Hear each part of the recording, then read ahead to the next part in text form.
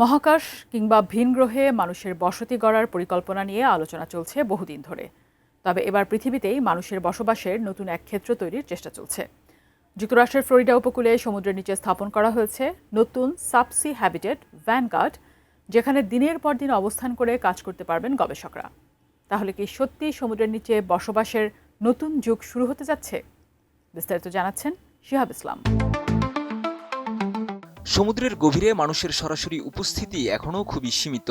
সাধারণত গবেষকদের জাহাজ থেকে সমুদ্রে নেমে নির্দিষ্ট সময়ে কাজ করে আবারও উপরে ফিরে আসতে হয়। কিন্তু এবার সেই ব্যবস্থাই বদলে দিতে চাইছে যুক্তরাষ্ট্র ভিত্তিক সমুদ্র প্রযুক্তি প্রতিষ্ঠান ডিপ। ডিপের তথ্যমতে সম্প্রতি যুক্তরাষ্ট্রের ফ্লোরিডা কিজ ন্যাশনাল মেরিন স্যাংচুয়ারির টেনিস রিফ এলাকায় প্রতিষ্ঠানটি স্থাপন করছে ভ্যানগার্ড নামের একটি মানব বসতি উপযোগী সাবসি হ্যাবিট্যাট। এর ভিত্তি সমুদ্রপৃষ্ঠ থেকে প্রায় 56 ফুট বা 17 মিটার নিচে, আর মূল বসবাসের অংশটি রয়েছে প্রায় 13 মিটার গভীরে। ডিপের তথ্য অনুযায়ী গত প্রায় 40 বছরের মধ্যে যুক্তরাষ্ট্রে নির্মিত, পরীক্ষিত এবং মুক্ত সমুদ্রে স্থাপন করা এটিই প্রথম নতুন সাবসি হিউম্যান হ্যাবিট্যাট। প্রায় 35 ফুট দীর্ঘ এই স্টেশনটিতে একসঙ্গে 4 জন গবেষক বা অ্যাকোয়ানট অবস্থান করতে পারেন। 5 দিন বা তার বেশি সময় পানির উপরে ফিরে না এসেই সেখানে থাকা ও গবেষণার সুযোগ পাবেন তারা। সমুদ্রপৃষ্ঠে থাকা একটি সাপোর্ট বয়ার সঙ্গে যুক্ত থাকবে পুরো ব্যবস্থা। সেখান থেকে হ্যাবিট্যাটে প্রয়োজনীয় জীবনধারণ ব্যবস্থা ও যোগাযোগ সহায়তা দেওয়া হবে।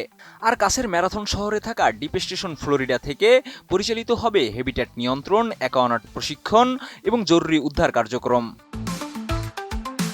তবে সমুদ্রের নিচে মানুষকে রেখে গবেষণার ধারণা একেবারে নতুন নয়।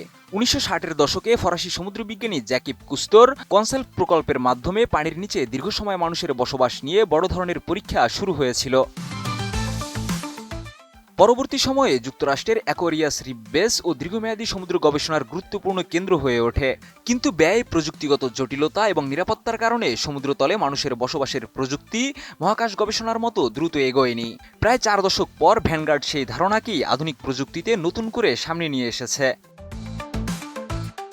তবে ভ্যানগার্ডে এখনই নিয়মিত গবেষক পাঠানো হচ্ছে না। সমুদ্রতলে স্থাপনের পর বর্তমানে এটি কমিশনিং, পরীক্ষা এবং অপারেশনাল প্রস্তুতির পর্যায়ে রয়েছে। একই সঙ্গে আন্তর্জাতিক শ্রেণীবিন্যাস ও প্রযুক্তিগত মান নির্ধারণকারী প্রতিষ্ঠান ডিএনভির অনুমোদনের প্রক্রিয়াও চলছে। ডিপ বলছে, এই প্রক্রিয়া সম্পন্ন হলে ভ্যানগার্ড হবে ডিএনভি কর্তৃক শ্রেণীবদ্ধ বিশ্বের প্রথম আন্ডার ওয়াটার হ্যাবিট্যাট। শিহাব ইসলাম, ATN নিউজ।